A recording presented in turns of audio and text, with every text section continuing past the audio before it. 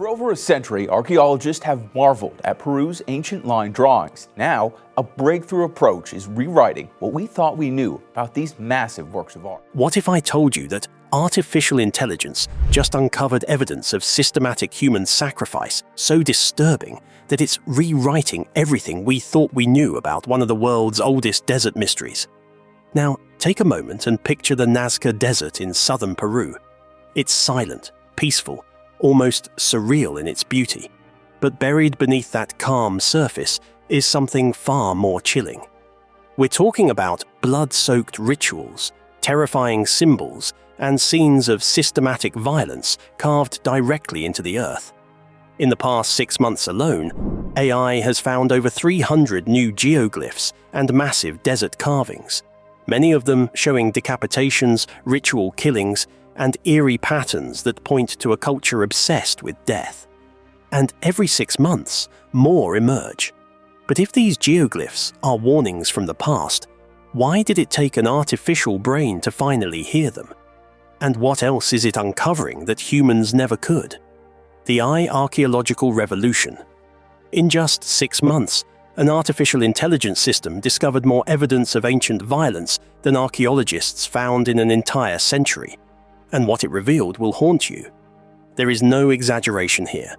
A collaboration between IBM Research and Japan's Yamagata University completely flipped the script on how we explore ancient civilizations. They launched an AI system trained to scan satellite and drone images of Peru's southern desert. And within half a year, it identified over 1,300 potential Nazca geoglyphs. From those, 303 were confirmed as brand new discoveries. That nearly doubles what humans have uncovered over the past 100 years. So, while archaeologists were out there brushing sand off stones for decades, this AI just walked in, scanned the entire Nazca Plateau, and said, "Hey, you missed something, 300 somethings." Let's break that down for a second. On average, traditional archaeology yields a few discoveries every decade. This AI just turbocharged the process, finding 16 times more in just a fraction of the time. Not only that, it did it with surgical precision. For every 36 possibilities the AI flagged, only one was real, and still, it pulled off a discovery haul that left historians speechless. Now, what did it actually find? Not just lines in the dirt or symbols we've seen before. These were relief-style geoglyphs, human-sized, ultra-faint, and nearly invisible without high-resolution tech. We're talking about tiny etchings of llamas, humanoid figures, and something darker. Decapitated heads, yes, heads, carved into the landscape, which makes this feel way less National Geographic and way more psychological horror. And here's where it gets even creepier. These weren't designed to be seen from the sky like the famous Nazca monkey or hummingbird. No, these symbols were created at foot level, running along ancient trails. Imagine walking through the desert, and on the ground next to you are haunting, silent carvings of sacrifices, violence, and myth. Symbols built to be experienced while traveling, not worshipped from above, but encountered along the way. So the AI found a new layer of Nazca culture, hidden just beneath the visible. While humans were focused on the big, flashy shapes, the machine spotted the quiet, disturbing details. And it didn't need a decade, it needed 6 months. But let's talk about how this actually works. The AI was trained on hundreds of known geoglyphs and fed ultra-high-res imagery that most of us couldn't even download with home internet. It combed through the Peruvian desert 20 times faster than a human team could. And every time it pinged something suspicious, ground crews were dispatched to check it out. More often than not, the machine was right. What makes this so mind-blowing is the idea that this landscape isn't done speaking. It's still holding on to secrets. And now, every 6 months, the AI returns with a fresh round of discoveries. What used to take a lifetime of digging now happens between drone charges. Imagine that for a second. You're part of a civilization that left behind sacred symbols, cryptic artwork, and coded stories etched into the earth. Then, 2,000 years later, a computer shows up and starts decoding your entire history in less than a year. Would you feel honored or exposed? That's the real twist here. This isn't just tech helping history. It's tech invading it. These weren't meant to be seen by satellites. They were rituals, sacrifices, and beliefs meant for local eyes, long gone. And now we're rediscovering them not through intuition or years of training, but through algorithms optimized for pattern detection. But it's not done yet. Researchers expect the AI to discover hundreds more in the coming years. As resolution improves, so will the accuracy. It's only getting smarter, faster, and better at finding what's buried. The machine isn't just looking at the ground, it's looking into the past, pulling up evidence of systemic ritual violence and ceremonial roots that humans never even noticed. Would you want an AI system combing through your ancestors' ancient ruins? We're not just rewriting textbooks. We're watching an ancient civilization unfold in real time through the lens of a machine. And it's not all glory and gold masks. It's severed heads, ceremonial walkways, and warnings carved in stone. The Nazca people didn't build for eternity. They built for meaning. And now, their most cryptic messages are being decoded at terrifying speed. The machine is pulling back the curtain. But the AI wasn't just finding pretty pictures in the sand. It was systematically uncovering evidence of something much darker. The terrifying truth about the Nazca people. We can't talk about the Nazca discoveries without mentioning how AI just found a 72-foot-long orca holding a knife in the middle of the Peruvian desert. This massive geoglyph, buried under centuries of sand, was hiding in plain sight. And now that artificial intelligence has dug it up, the deeper meaning behind it is way more terrifying than anyone expected. Because that knife-wielding orca wasn't at all decorative, it wasn't some playful doodle. According to archaeologists, it was more like an ancient ad, a visual billboard for human sacrifice, and it doesn't stop there. Out of the 303 new geoglyphs recently uncovered by AI, which is a staggering 81.6% to be exact, features gruesome imagery tied to ritualistic violence. We're talking headless figures, bound limbs, dismembered torsos, and yes, lots of those signature decapitated heads. This isn't abstract art, this was communication. These were public displays meant to send a message to anyone walking by. This is who we are, and this is what we do. Now, here's where it gets even creepier. Many of these geoglyphs were carved directly into the desert's walking paths, routes that Nazca citizens, traders, and pilgrims would have traveled regularly. These weren't hidden in some remote corner of the plateau. They were meant to be seen. And not just seen, but understood. These weren't warning signs. They were proud declarations. Which brings us to the so-called billboard theory. Archaeologists now believe the Nazca lines operated like oversized advertisements, not for soap, shoes, or whatever modern brands spam our social feeds with, but for death rituals. Think about it like this.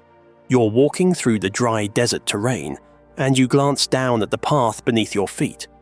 Instead of just dirt or stone, you see massive carved figures of warriors with severed heads. You look again and see a giant animal with a blade in its fins. And you start to realize this entire route has been curated to show you something. According to the experts, these were displays of religious dominance meant to signal just how far the Nazca elite were willing to go to appease their gods. Every single glyph was saying, "We'll bleed for rain, we'll bleed for protection, and we're not afraid to show you what that looks like." And the orca wasn't chosen by accident either. In the Nazca culture, orcas were deeply symbolic. They weren't just marine animals, but revered as divine beings from the sea, often associated with fertility, strength, and destruction. But there's one detail that flips the entire story into nightmare territory. Archaeologists found Nazca pottery that shows orcas holding knives, cutting off human heads. Were these just coincidences or thematic connections across multiple media? The desert wasn't just a canvas, it was a stage built to display sacrifice, fear, and control. So what does all of this tell us? First, the Nazca weren't just creative with their art, they were strategic. These glyphs weren't meant to confuse or mystify. They were designed to communicate, and communicate violently. This wasn't a society dancing around the idea of sacrifice. It was front and center, woven into every path, every ritual, every symbol carved into the sand. And thanks to AI scanning satellite imagery and analyzing pixel data with laser precision, we now know they weren't subtle about it either. The AI used in the IBM Yamagata collaboration scanned over 600 square kilometers of desert at a 10-centimeter resolution.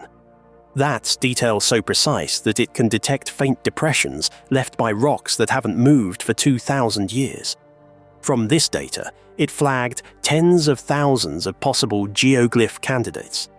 But here's the unsettling part. Only about 1 in 36 turned out to be real. The other 35, ghosts, illusions in the dust. And yet, even with that low success rate, we've now confirmed hundreds of horrifying new images. It's not a glitch, it's a pattern. Now, think about that for a second.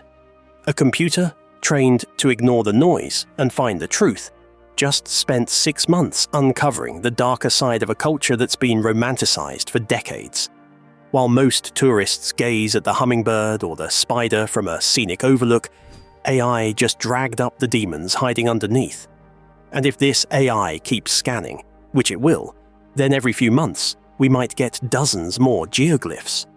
New victims, ritual scenes, and evidence of a society that lived in full view of death and turned the landscape into a monument for it. It's not just an archaeological discovery, it's a digital excavation of trauma. We often think of ancient cultures as mystical, even peaceful. But what happens when that image starts to crack? When AI peels back the romanticism and shows us raw brutality, do we still admire the engineering, or do we begin to question the morality? That's the part that unsettles people most. Imagine walking along one of those ancient trails and realizing every few meters you're passing an ad for death, deliberately curved and scaled up for maximum visibility. It would change how you see everything, the culture, the purpose, even the people themselves. Wouldn't it? These glyphs, as terrifying as they are, were meant to last. They weren't drawn in chalk or ink, they were scraped into the Earth's crust, using techniques that have preserved them for over 20 centuries. That's a legacy worth holding on to. So, if the Nazca wanted these violent images to last forever, what were they hoping we'd understand? The substance-fueled horror of Nazca sacrifice. So here's the part that flips the whole story from eerie to downright horrifying. In 2022, a single strand of hair rewrote everything we thought we knew about Nazca sacrifice. Scientists had been studying a well-preserved trophy head belonging to a child no older than around 10 years. And what they found in that ancient hair sample was mescaline, one of the most powerful naturally occurring psychedelics on Earth. This child wasn't just killed, they were given a harmful substance first. Mescaline comes from a cactus called San Pedro, a sacred hallucinogen used in traditional Andean rituals for thousands of years. But here's where things get downright chilling. The cactus's Quechua name is huachuma, which literally translates to removing the head, or to be without a head. I mean, how do you even process that? They named the ritual plant after the very act the ceremony was built around. And now, with this discovery, we have the first direct archaeological evidence that sacrificial victims, especially the ones who ended up as trophy heads, were deliberately given a harmful substance before their deaths. Think about it. You're 10 years old. You've been chosen for a public ritual, one that ends with your decapitation, and before that, you're given a powerful hallucinogen, one that can distort time, break apart your sense of reality, and induce full-body visions. That was a psychedelic horror show. And that cactus wasn't just used once or twice. Traces of mescaline have been found in multiple trophy heads across different archaeological sites in Peru. suggesting this was standard practice. They used wachuma like clockwork, one final spiritual voyage before the blade dropped. Some researchers even believe this process was about more than ritual. It was psychological conditioning, given a harmful substance to the victim so they don't resist. Disconnect them from their body. Make the moment more symbolic and divine. And if you're a Nazca priest orchestrating the ritual, the visuals aren't just for the gods, they're for the crowd. This shifts the whole narrative of Nazca human sacrifice from abstract to intensely personal. Suddenly, we're not just talking about distant symbols carved into desert plains. We're talking about specific children tripping on ancient psychedelics and being paraded through ceremonies where their final moments are literally shaped by hallucinogens. Now, all those geoglyphs we saw earlier were not just symbolism. It's foreshadowing, because now we know the violence wasn't metaphorical. It was planned, and it was celebrated. Remember, these heads weren't discarded. The Nazca culture kept them. Trophy heads were sacred to these people. Sometimes it was even worn as a sign of pride. Some even had holes drilled into their skulls so they could be tied with cords and displayed like divine relics. And every single one told a story, one that ended with execution. The more researchers dig into this, the clearer the pattern becomes. To the Nazca, it was devotion. Every hallucination, every cut, every preserved skull, it all meant something. It was a symbol of balance and a sacrifice, which to them meant giving up something precious to receive something greater. So when we talk about these rituals today, the real horror isn't just the act, it's how intentional it all was. And that brings us to a terrifying thought.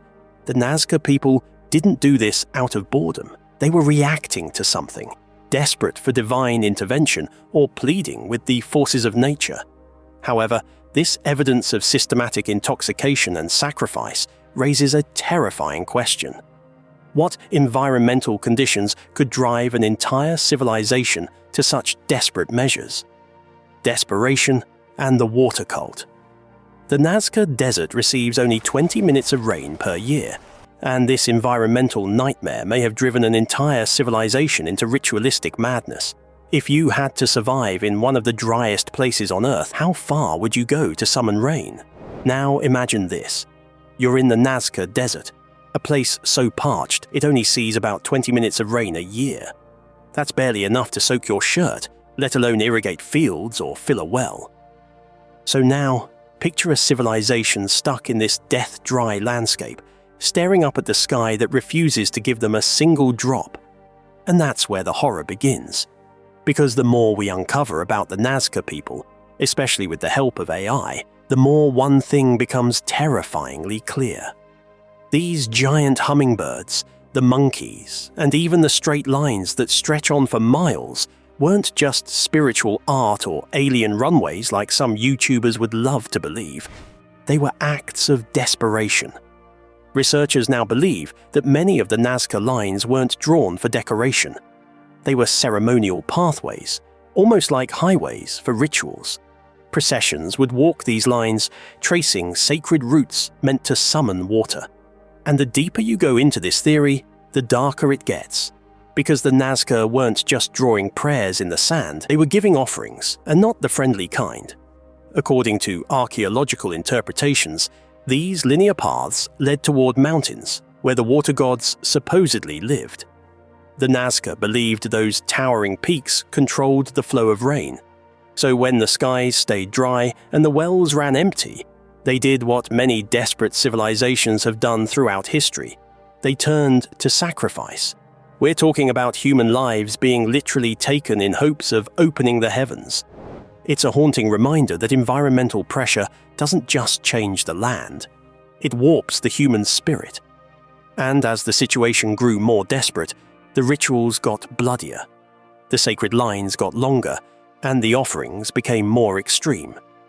Some researchers believe that the rise in sacrifice directly followed extended drought periods. The less rain, the more heads rolled. Let's pause here, because this isn't just some far-off myth. These were real people, often children, given a harmful substance and led along sacred paths to meet their fate under a sky that never cried for them. And it's that terrifying blend of environmental collapse, spiritual obsession, and institutionalized violence that makes the Nazca story so unsettling.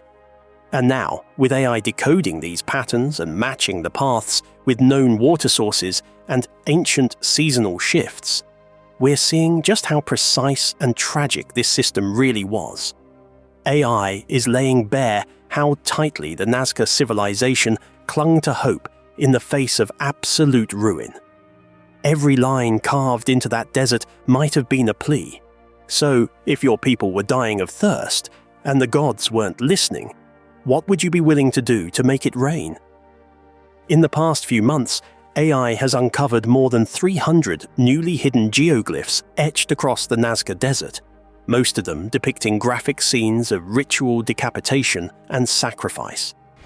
We now know the San Pedro cactus they used was literally named after beheading. And perhaps most chilling of all, this whole terrifying pattern seems to stem from a desperate battle against a brutal drought. When your entire world only gets 20 minutes of rain a year, you start making unthinkable decisions. And the eye is still going. Every 6 months, it reveals something even darker. So, what else is buried out there in the dust? What will it tell us next about how far humans go when nature turns its back? The past is getting louder, and it's starting to scream at us. Thank you for watching. Don't forget to like and subscribe.